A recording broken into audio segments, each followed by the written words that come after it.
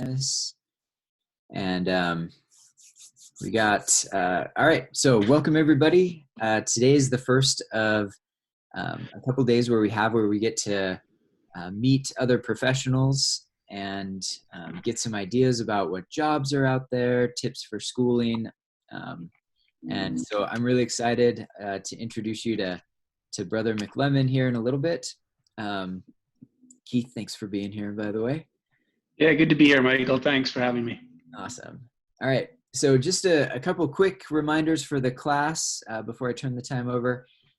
We've got a couple things coming up. So on Monday, we are going to do a resume workshop. And in this, part of your assignment is going to be to put together your resume and start working on it.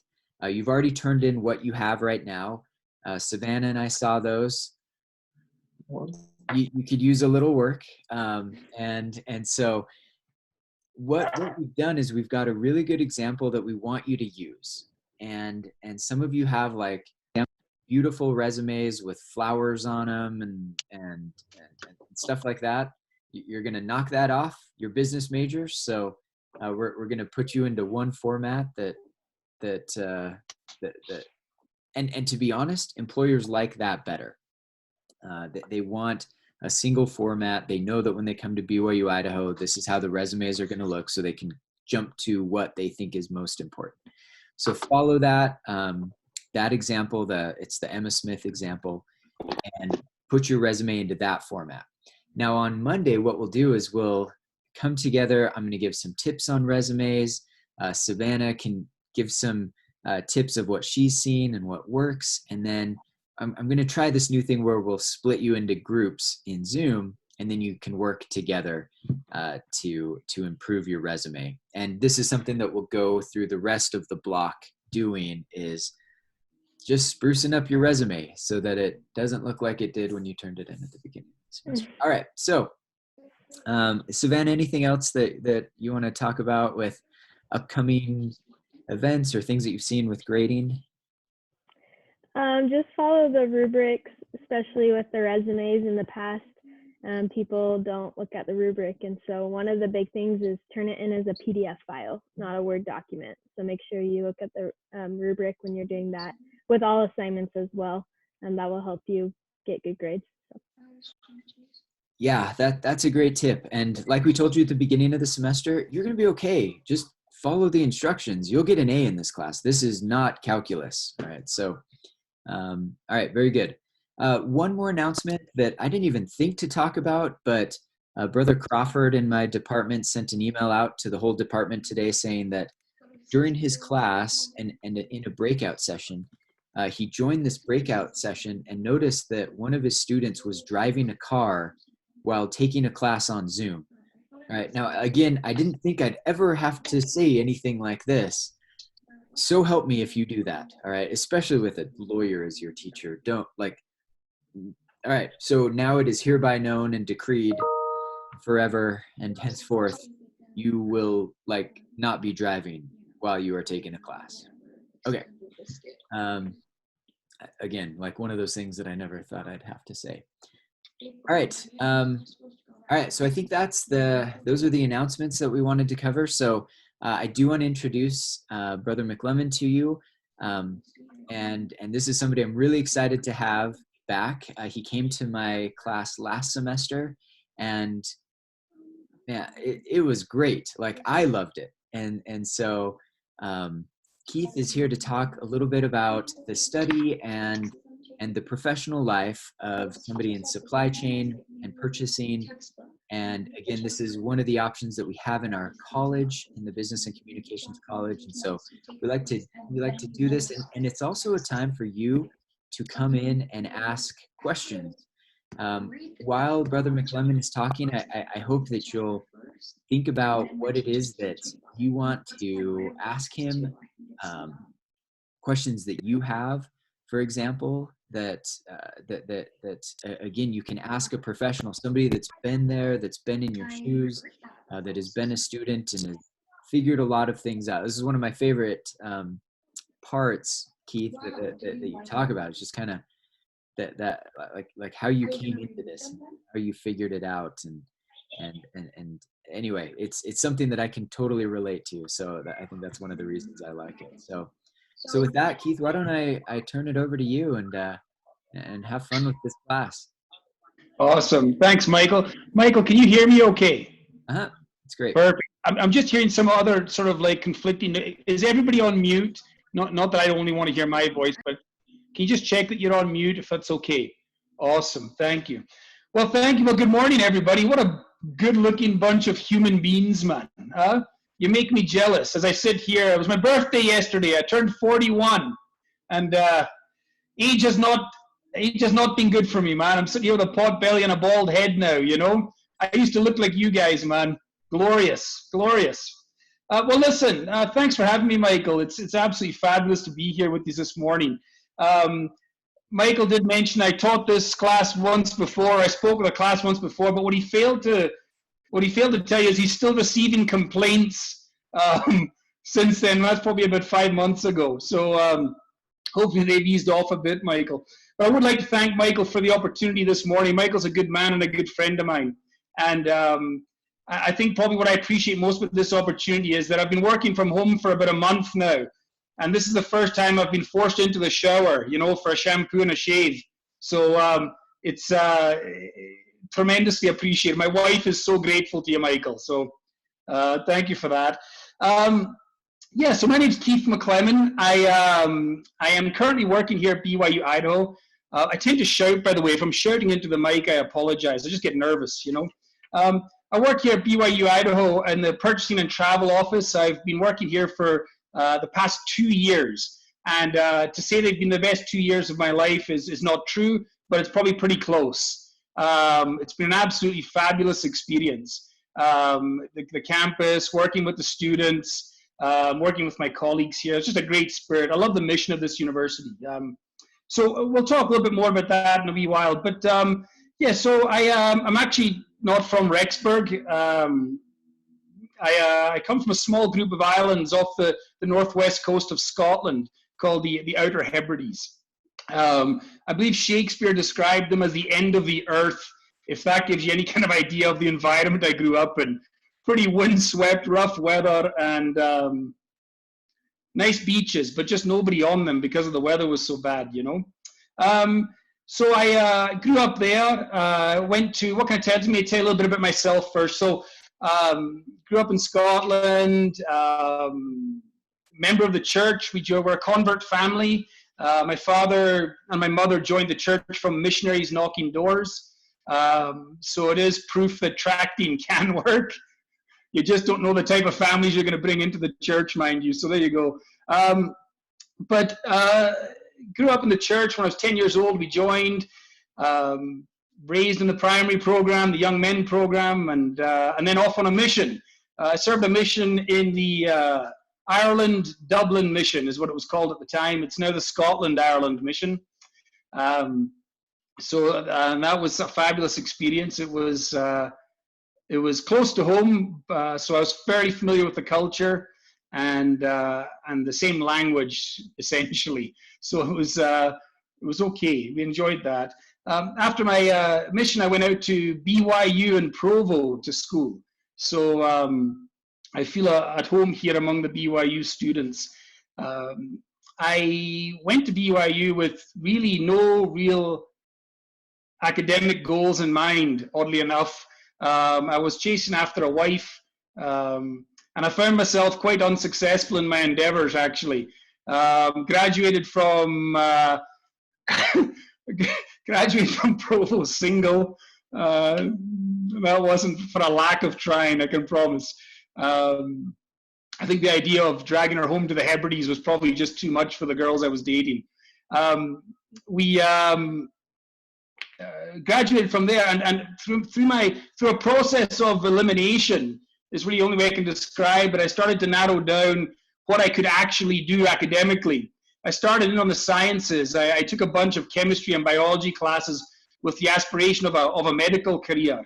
And going through my chemistry, I think it was what they call, it was a 105 class, Chem 105. It destroyed me. I think I walked away. I didn't even know you could get an E. I didn't know an E was possible, but apparently it is. And I managed to successfully achieve that. So the genius that I was at the time, I thought, okay, this was a rough first semester. I took microbiology 130, chem 105. I just loaded up on these science classes, and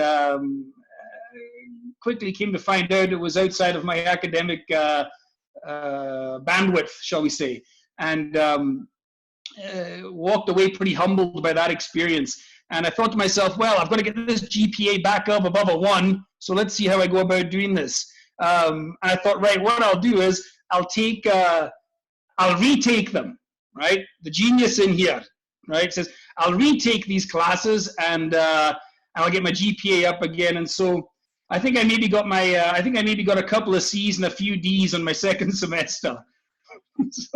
So finally, learning my lesson, I put my tail between my legs and got out of the sciences. And I just started taking general classes, which is what I should have done in the first place. And I tested a few different majors. I was looking at history, geography. I was looking at all sorts of stuff. And then I finally stumbled across what became my major. And that was, I took a sociology class. And I sat in there. And much to my surprise, I walked away from my sociology. I can't remember what the number was. Sociology 100 and something. I walked out of there with an A. And I thought, hang on a second here. I'm no rocket scientist, but I thoroughly enjoyed that class and I got an A in it. Maybe that suggests I should look into this a little further. So that's what I did. I went and I took and graduated from BYU with a degree in sociology. And it was just an awesome experience. And I enjoyed it. I was engaged in it. I was motivated about it, and the grades followed. And so that's a little bit about my academics. I left BYU and went back home to Scotland and did a master's degree. I did a master's in business administration in Dundee, Scotland. And again, based on my way of thinking, not that I don't promote academics, I certainly do, but would I have considered myself a scholar? Probably not. You know, I was just there I knew I needed to get some education, and so I got it, you know. I went home and did my MBA, and I thought to myself, I'll go home to Scotland and do that because you can do it in 12 months rather than 24. So I rattled out my MBA there and ultimately ended up in Alberta, Canada. Again, this is probably more information than you want about me, but anyway, you're getting the whole life history. Went to Alberta, Canada to start my career, and I went to Alberta because my father was working up there in the oil and gas industry. It was booming at the time. Any Canadians on the call, by the way? I'm just curious.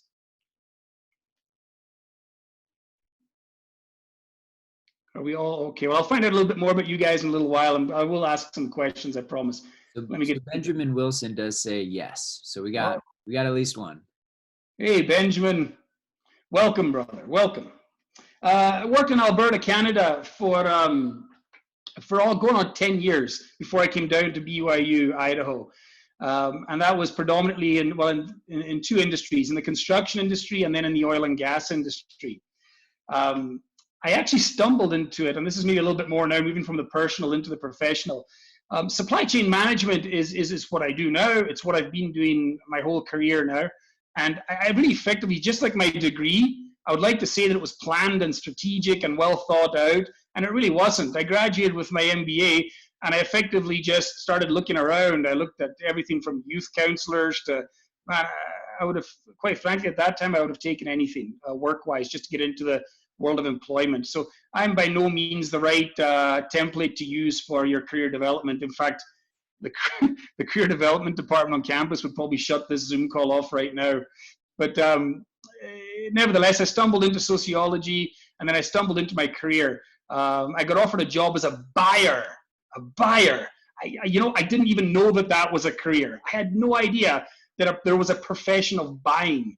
I knew it was something that you did when you went into a mall or when you went into a Walmart to buy groceries. But outside of that, I didn't even know that there was such a profession. I got offered this job as a buyer, and truth being told, I don't even like shopping. You know what I mean? Like, I don't even like going into stores. Like, I go into stores, my brain shuts off. You know, I start getting anxiety and panic. I need to get out of these shops, you know. So uh, if you had told me I would be a buyer, I would have laughed at you. But there you go. It was a construction company, PCL Construction, the largest construction company in Canada and the 5th largest in North America. I was thrown in, brought in. I'd done my degrees. I thought, great, done my undergrad. I've done my master's. I get thrown into this job, and it was a construction company. And my boss, the second week on the job, my boss turns around to me and says, Keith, we need you to go work on site. And I was like, what does that mean? He says, we're building a $400 million project in downtown Calgary. We're putting up 2 office towers from scratch. We're digging the hole right now. We've got trailers on site. You're going to be working on that site for the next 2 years. And all I want you to do for the first year is shadow and go on and effectively labor, be a laborer on site.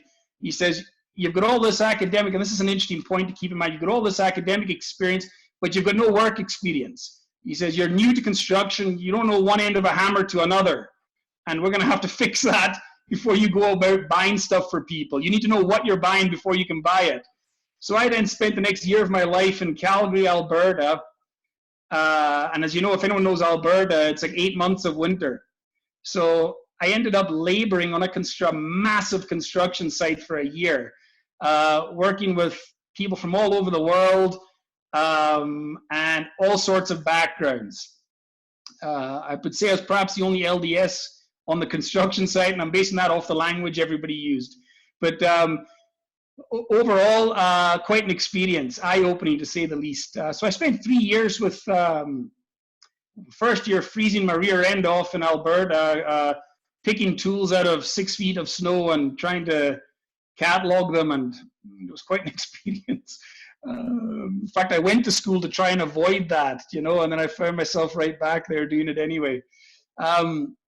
So from there, I then decided I'm going to go into the oil and gas industry. And I moved there after 3 years of buying and purchasing. I moved into a different type of role within supply chain, which is called contracts management. And I'll talk about that in a minute. We'll talk about some of the different areas of purchasing. But I worked for companies in the oil and gas industry such as Shell, Chevron.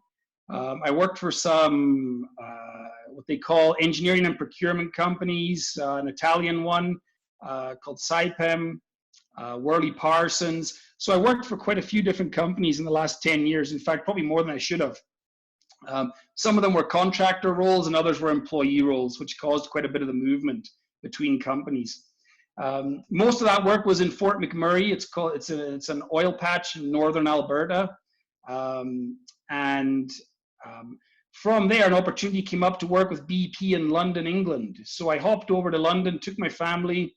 Oh, and by the way, I didn't fill you in on that. I actually ended up finding somebody to finally marry me.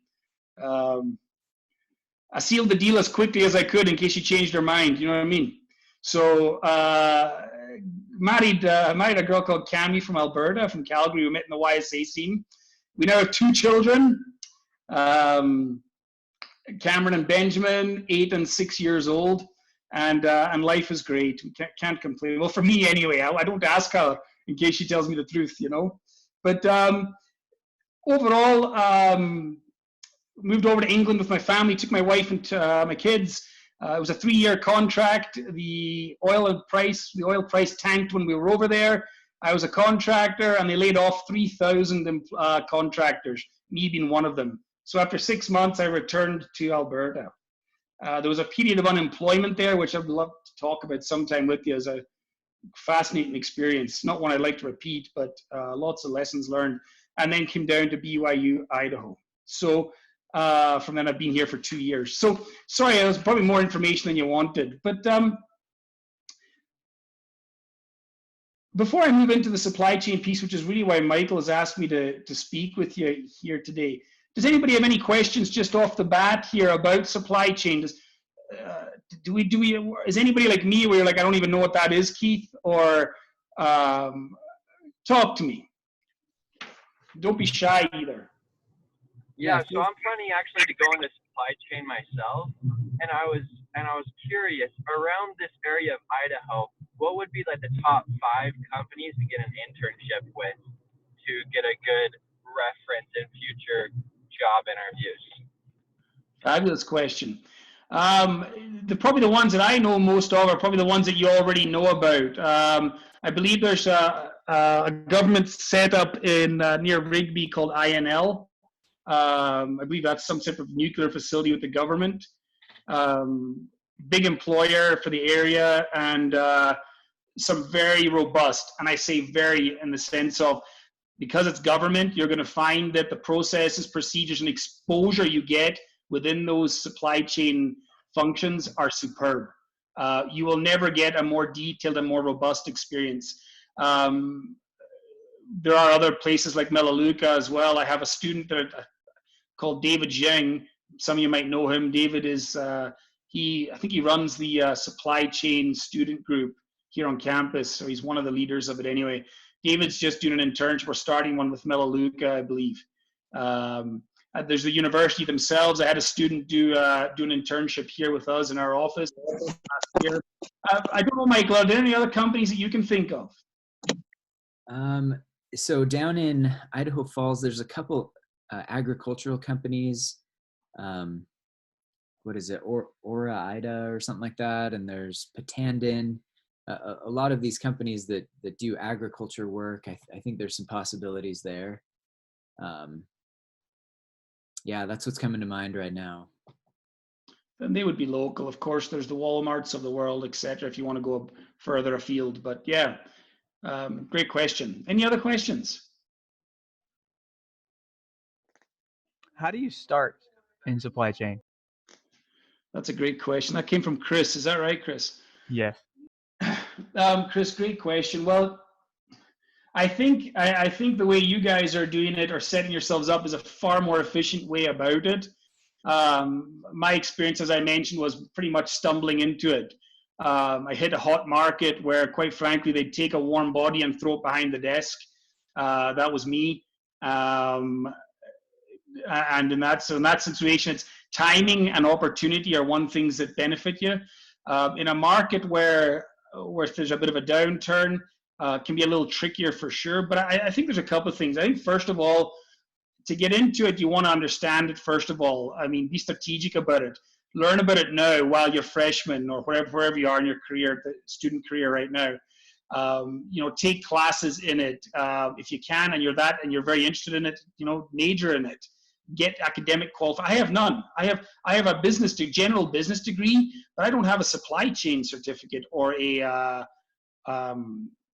major in it. I think the opportunity that you have at this university to major in that, I think, is brilliant, and it would set you up for so much success.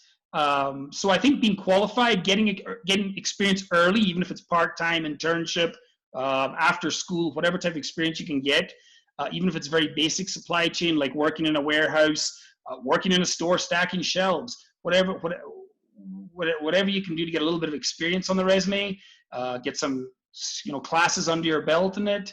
That'll help at least set you up so that when you come to get employment and you're looking for employment, then you've already got more than I had. And that'll be particularly helpful when the market is quiet.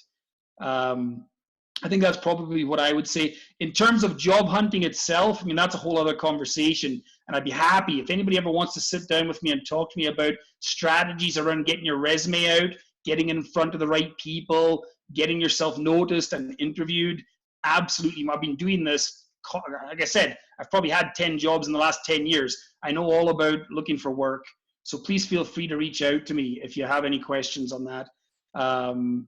Again, there's probably lots more I could talk about. But yeah, there's strategies that you can put in place to try and be successful in getting employment within supply chain.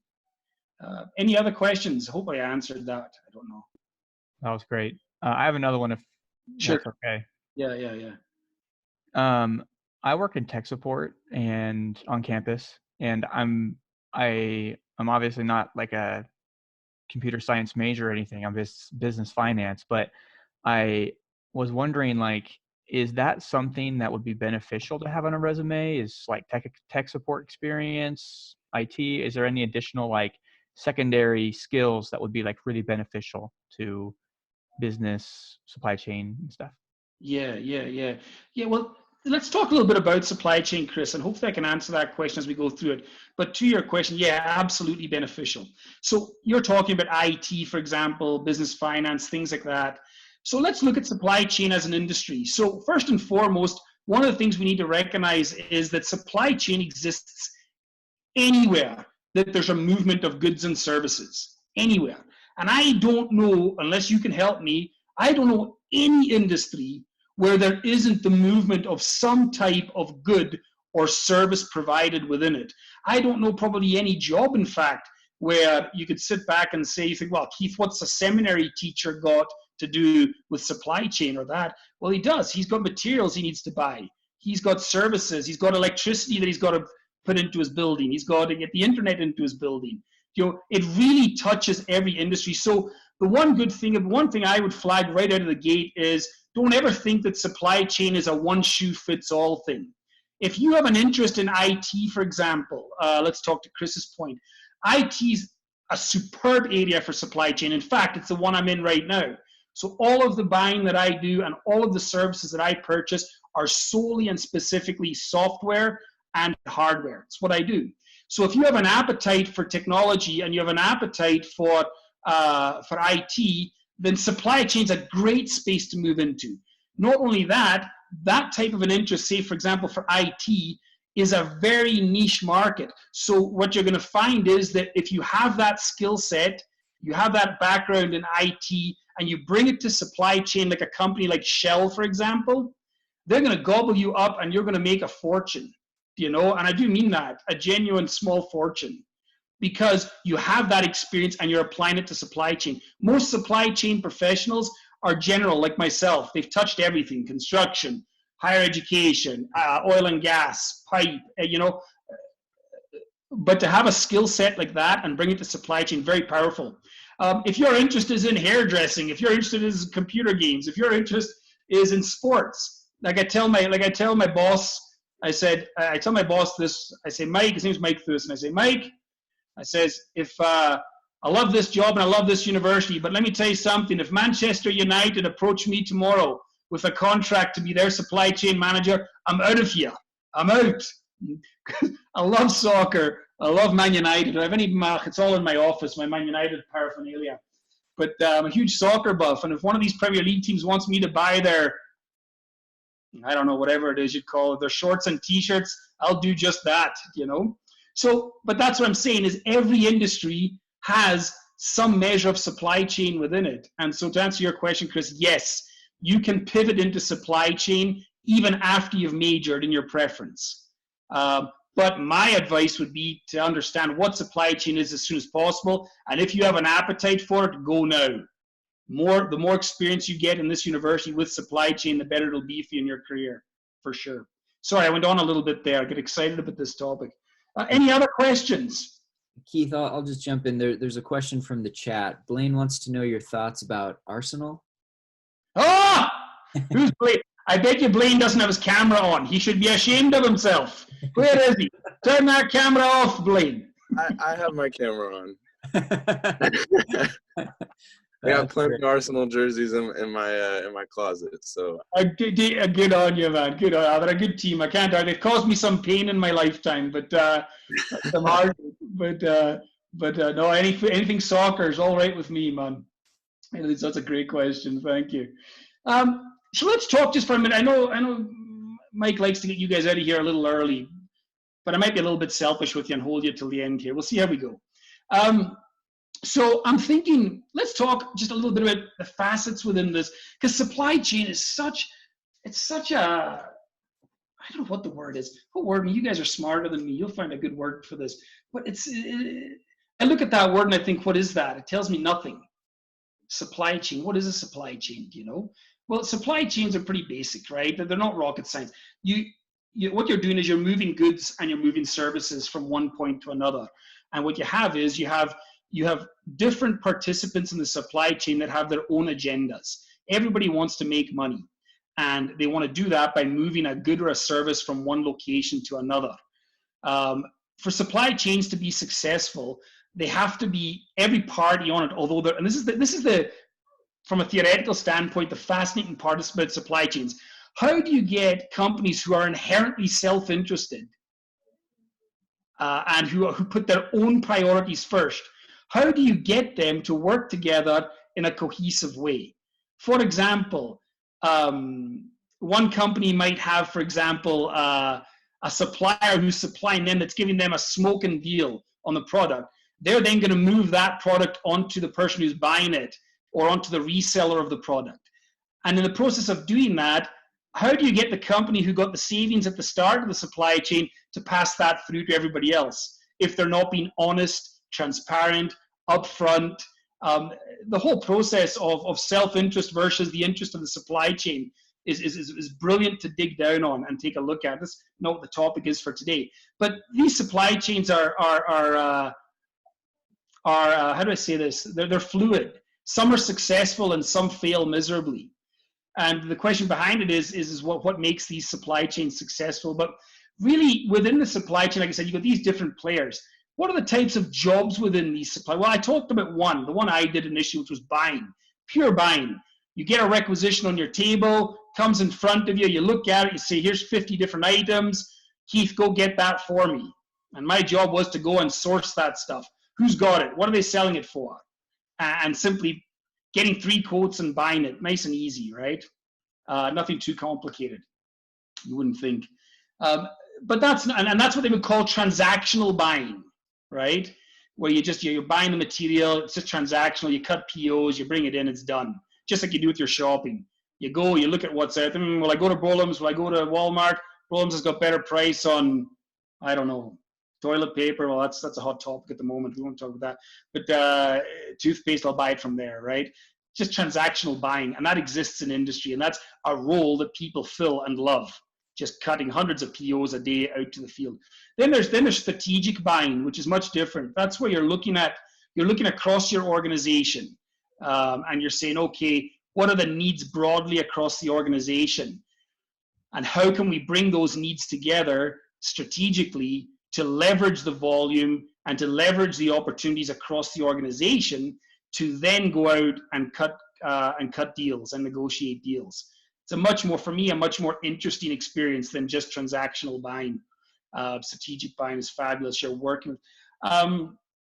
I think another thing that's important to know in supply chain within a company, when you're working within a company, you really are at the heart of every project. There could be multiple projects going on within your organization, and you as a supply chain specialist are right at the heart of these projects. So it's very dynamic. If you're a people person, this is a great role for you. If you're not a people person, there's roles for you as well. Transactional buying is one of them. You sit in front of a computer and you pump out purchase orders. You deal with some vendors, not a lot. It's great. But if you like people and you like engaging and you like negotiating internally, which is what you do, when you're talking to people what their needs are and you're trying to set expectations around those needs, you're there to help guide them. You're how do I say this? You're a consultant. You consult with them and you help them learn and understand what they can and cannot do when it comes to purchasing services and products. It's a brilliant role in that sense. You're then also externally negotiating. You're working in vendors' premises. You're in warehouses working there. You're in storefronts. You're in boardrooms of companies, IT companies, construction companies, oil and gas companies. You're sitting with CEOs, CFOs of organizations who you could be buying. And don't get me wrong, when you think about buying, I'm not talking about buying a pair of shoes for $100. Some of the purchasing that's done out there is multi-million dollar. We had a $400 million contract with Shell, with one of their contractors, and we sat at the table negotiating that. Good thing they don't know who I am, or they would never let me at the table, you know. But nevertheless, it's fabulous. And if you like that dynamic where you're a big part of a team, you're a big part of the conversation, you're leaned on heavily for advice and direction. So in terms of value, job satisfaction, feeling important, that's important. So it's important to me. I want to be valued. I want to feel like my opinion is taken into consideration. Supply chain's a great space to go to for that. Absolutely wonderful. So there's that part. Now, that's the buying aspect of it. Now, contracts, similar dynamic in terms of being in the projects, But contracts are a different animal. Contracts, you've heard of them, contracts managers, contracts analysts. Let's look at those roles. If anyone's getting bored, just, And Keith, can I jump in real quick? Yeah. Sorry, Yeah. I've got a construction site right next to me. Bad timing. I just noticed, Jonathan, you raised your hand here virtually. Do you want to ask a question right now? Actually, I just wanted to share a bit of a horror story from an old job on the point of that Keith was talking about with like the buyers and stuff. Because like when I heard this, I was thinking like, how would people do this? But reality is, even in business, we're only human. But I worked at a casino and a rewards club, and one day I was talking with this IT guy because we had a database program that had all the players' profiles. That way we could allocate their rewards and stuff. These kind of programs, you spend a lot of money buying the licensing and stuff like that. And he told me this story where accounting, I think it was, they were looking for a certain feature with a program. And instead of talking to IT, they got permission to go and buy a new program. They spent $1 million on a new program for IT to then come around and say, you know, we have one that already does this, right? So they literally spent $1 million on a redundant program. So yeah, having someone to consult with on the buying, it's really important. Jonathan, thanks, man. Any other comments? Please cut me off, man. Thanks, Michael, for doing that. Is there any other comments or questions? Or you want me to keep rattling on here for a little bit? I got a question for that. Yeah. So like that being said, it's not like just right after an undergraduate or graduate degree, you would be the head buyer for some company buying and coinciding with $400 million agreements. You understand what I mean? And so kind of what is the footpath for that? What are the positionings within that to lead? I mean, that's like the all overlying goal is to be in that aspect, what you were describing. Sure. Does that make sense what my question is? Absolutely. Absolutely. So it's a great question. What's your name again? Brennan. Brennan, great question. So, and then that'll probably lead me back into what I was mentioning just a minute ago. That's a perfect question. So you're right. You don't get, no one's going to, that's not actually true either. I was going to say no one's going to throw you to the wolves. And there is some measure of truth to that. And there's also some measure of falsehood to that too. Really it'll depend on where you go and what organization you go into. So for example, when I went into PCL Construct, they were very gentle about it, even though it was a boom market. You know, I mean, they gave me a year to go down and just learn the tools. You know, that's huge benefit. To work with the guys, understand the culture of construction, understand the tools, what they buy, what they use it for, how they use it. I mean, so when it came to actually doing the buying a year later, I was very well set up for conversations with vendors. That being said, really the steps are this: they'll hire you in as a junior buyer. Typically, they'll call the title a junior buyer, and what they'll do is they'll position you underneath either a buyer or a senior buyer. So it depends on the organization and how they structure it, but there's typically a junior buyer role, buyer, and then senior buyer. You'll typically come in if you have no experience and no background in it at all. They'll still hire you into it, but they'll put you in a junior role. And with that, obviously, your compensation will be probably much better than it is as a student, but nowhere near what you'll end up at as you move forward and you move on. So you'll go junior buyer, senior buyer, and then once you've hit the senior buyer role, they'll probably do a couple of things. One is you'll either move in into, well, you can go two directions. You can either move into management, where they'll bring you in and you'll actually end up managing the department. And from manager, then you'll move up into, like they have here on campus, a managing director, director, managing director, and so on and so forth. So that's one path you could take. That wasn't my preference. I moved into contracts. So once I had about 5 years of experience in procurement in the day-to-day buying, so I then decided, you know what, I'm familiar with this. I need to stretch myself. So I moved into contracts management. Michael can tell you all about that, being a lawyer, but I'm not a lawyer. But what I now do and what I moved into was effectively negotiating contracts, long-term agreements. You can be either a contracts manager, where you do a couple of things. One is you go ahead and you put the contract in place, and then you walk away and you go on to your next contract and you negotiate for a service or goods, and you just go to contract, which was my preference. Or you can go from contract, and then there's another role that's totally different, which is called post-contract manager. So then what you do is you're then given the contract to manage for the life of the contract. So any change orders to the contract, any disagreements, any litigation that comes across, you're not doing that. You're working with the lawyers, of course, but you're then managing the existing. It's a fun role, that too. Particularly if you like conflict. If you love conflict, and some people do, right? They just love a good debate, right? Then post-contract management is a fabulous space to go into. Very dynamic, very interesting. You're meeting all sorts of people, and quite frankly, it'll take you all over the world. That's another thing I wanted to mention that I failed to last month, and that is this job is in every industry and it's in every country. And the opportunities for what they call expat work, in other words, going with the likes of Shell and going to Scotland, maybe that's not your preference, going to Hawaii, wherever in the world you want to go, Saudi Arabia. I had a company offer me a job in Saudi Arabia. Saudi Aramco is the name of the company. I didn't take it, but I've got a friend right now who's in Indonesia. I've got other friends that are in Kazakhstan, all over Europe, South America, Canada, United States. This job will take you anywhere you want to go, and it'll do so quickly. So to go back to Brennan's question about, Brennan, I hope I helped answer that a little bit for you in terms of progressing out of it.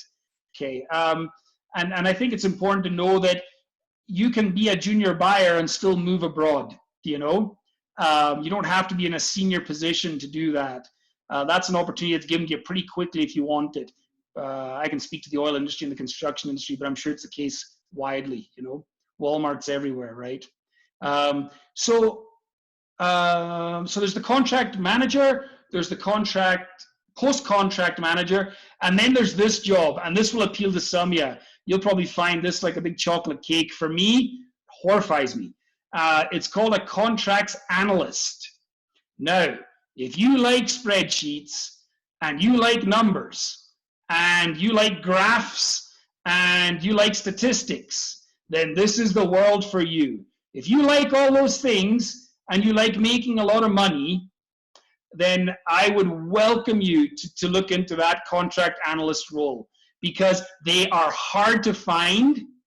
People who have those skills, have those interests, and have the supply chain background. Very difficult to find, and very prized when they are found.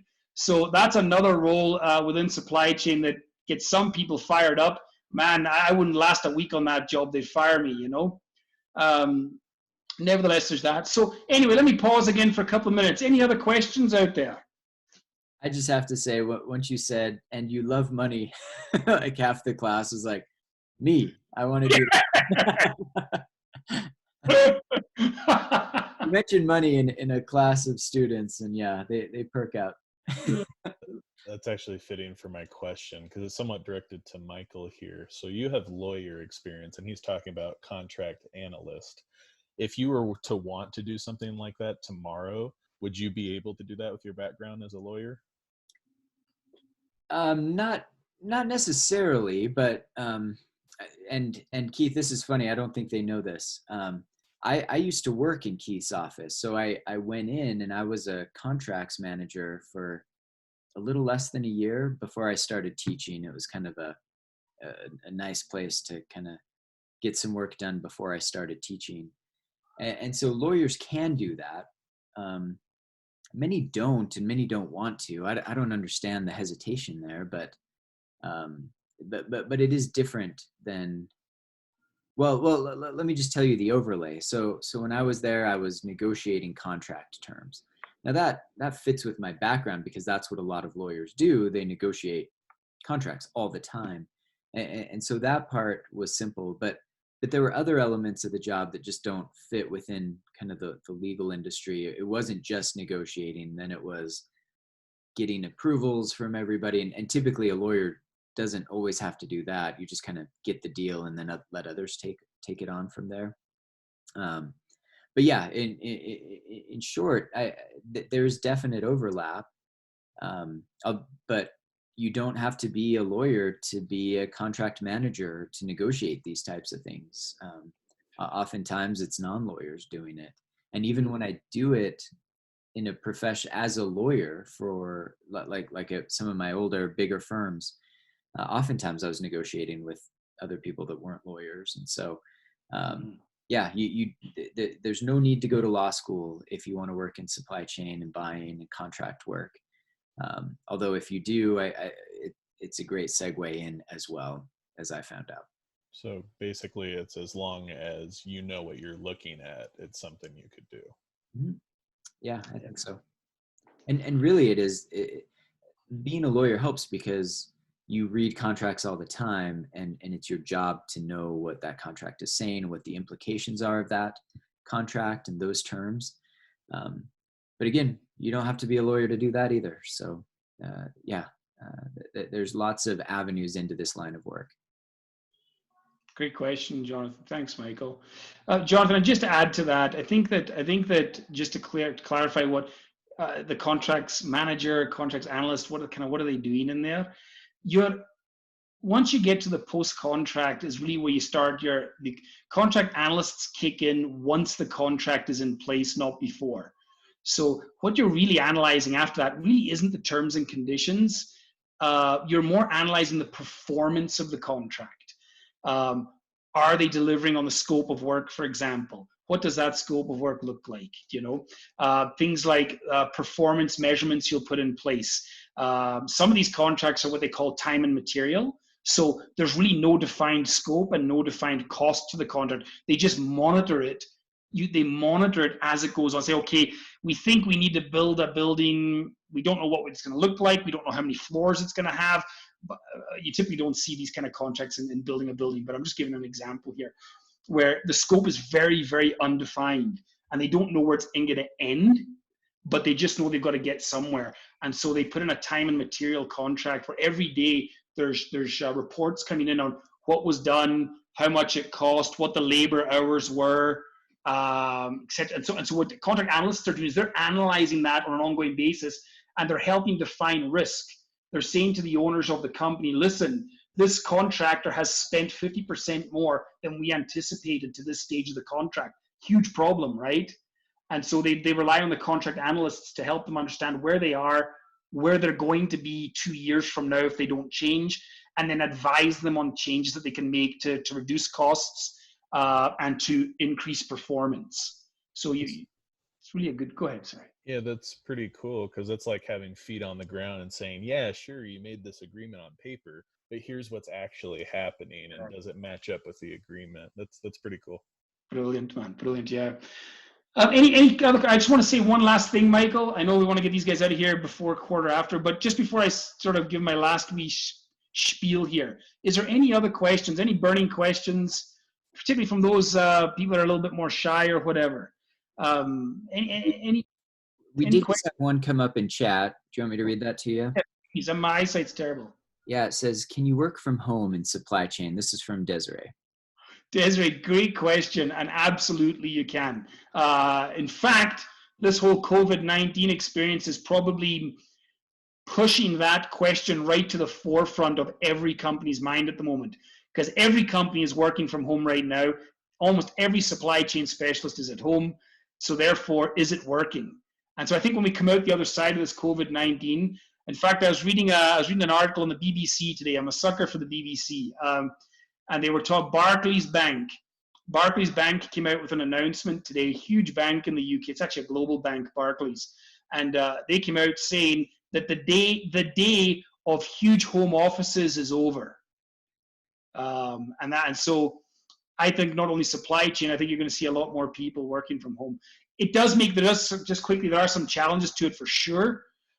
Because particularly when you're so projects-based and you need to get people together, well, you guys understand the limitations of technology when you're trying to do that. The human connection, it's a whole conversation of its own, Desiree. But yeah, there are challenges to it, but it does happen. It can happen, and it probably will happen more often now, for sure. Great question, though. Thank you. Any other questions in there that I'm not seeing with my pure eyesight? That's what happens when you hit 41. Can't see a thing. Anyway, okay. Last chance or forever hold your peace. No questions? Okay. Johnny Kleinman, you look like you got a question, man. He looks like a... No, I don't have any questions on top of my head now. I like the green shirt. That's why I picked on you. So I love that your guys' names are on this thing, man. It's so much easier. Listen, okay, so we've only got a couple of minutes left. Just quickly, I'll take 5 minutes here. Hopefully no more, Michael. Couple of quick things before I leave. If I had a business card, I would hand it to every one of you, but I don't. I can't with this internet technology thing. So what I would invite you to do is I work in the purchasing and travel office. Please reach out to me if you have questions. I love you guys. Like, I love the students of this university, and I'm all in from a standpoint of helping you out. So if you have questions around career, if you have questions around job opportunities, you want more clarification on something about the field of supply chain or anything else for that matter, or you just want to shoot the breeze and talk Man United, listen, come to my office. You're going to be welcome. You're going to be made welcome when we get back on campus, or reach out to me via email or Zoom. No problem.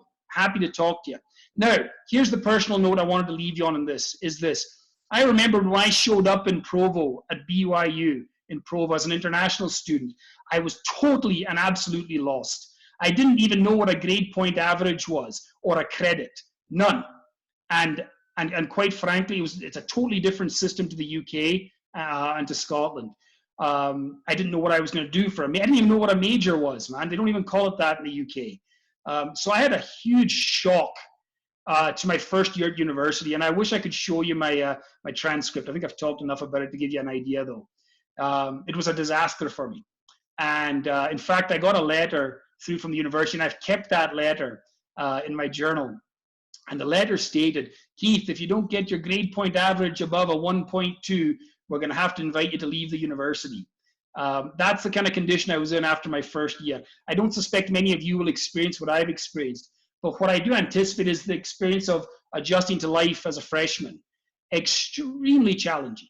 Some of you might not feel that way. I did. I felt it, and I felt it very real. In fact, it almost, not only did I almost get kicked out of the university, but it almost took a big knock on my mental health. I was feeling down. I was feeling depressed. I didn't know what was happening. How could I be performing like this? I'm a pretty smart guy. What's happening to me? And I went through a whole process of reevaluating myself and where I'm at. But bottom line is this, guys, is what I want to reassure you of just now is two things. One is, if you're feeling a bit like Keith McLeman did, I can promise you it'll get better. But you have to reach out and seek support. You have to reach out to the likes of Michael Hales, who will be a phenomenal ally for you, inside this class or outside of it. I couldn't think of a better ally for you to have, quite frankly, than to have Michael there as a resource. Reach out to him. Reach out to your parents. Reach out to your roommates. Reach out to your bishops and your stake presidents. I was in a space where I needed to do that. I did just that, and I'm grateful. I ended up having what I consider a very successful academic experience after that. So that's the first thing. The second thing is, don't worry if you don't know what you want to do yet. I didn't either, man. You know, sometimes there's this feeling like we should know all of this and have all this figured out by now. Don't worry about that. Get into the general classes. Get those taken. Get these requirements done. And I promise you, if you prayerfully approach it, the door will open. Eventually, you'll find your sociology class full of football players as well, right? That's what you're going to find eventually as you dig down. That's what I found. I found my home. It took me a year and a half to get there, and a very tumultuous year and a half at that, but I got there. So don't panic. Don't get anxious. Do the prerequisites. Get those done. And through the process of doing that, you'll find your fit. You know, you may come out like me, having done your undergraduate and even your master's degree, and still not know what career you're going to get into. I promise you, you will be fine. It will come together for you. No question about it. But you just have to be patient with yourself, be patient with the process, be patient with the time it takes to find your fit. You are an extremely gifted group of people. I don't know you personally, but I know the student body on this campus. And I find you to be exceptional, quite frankly.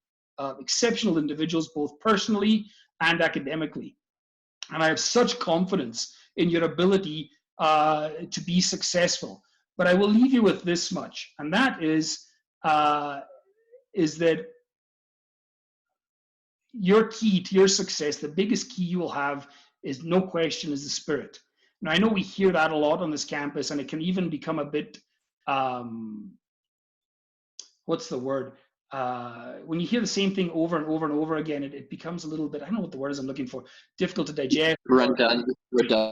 Yeah, that's redundant. it. Yeah, that's it, Parker, you know. And I'm cautious about that because it is important to hear these things. But know something, that as repetitive as it may be, when you go into every class and every teacher tells you that you need to follow the Spirit, I promise you that it is the case. It was just like that on your missions for those that went. It was just like that for you in making your decision to come here in the first place. And it will be just that throughout your academic and your professional career. And for me, I can bear my testimony to you of that your Father in heaven is keenly aware of where you're at, whether you're flying high right now or whether you feel like you've hit rock bottom and you're in a dark space. I testify to you that he knows you. He knows where you're at and how you're feeling.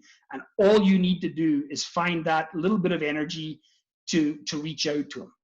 And he'll take the wheel. He'll take the wheel. There'll be times where you're feeling like you're going uphill, but I promise you, he's at the wheel. And he will be. Keep the commandments. Be obedient.